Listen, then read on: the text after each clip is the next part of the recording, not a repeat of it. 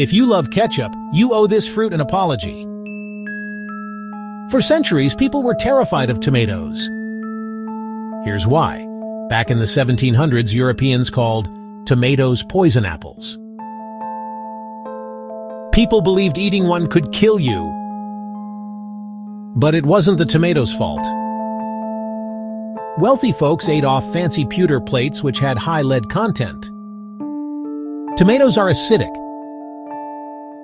so when they touched those plates, the acid would leach out the lead. The result? Lead poisoning, not tomato poisoning. Meanwhile, poor people using wooden plates ate tomatoes just fine. But the myth stuck around for years. It wasn't until the 1800s that people realized tomatoes are totally safe and delicious.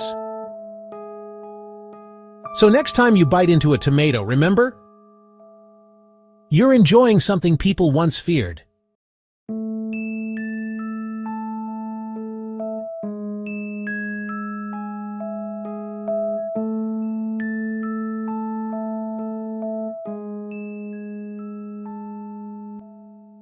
Seriously, how wild is that?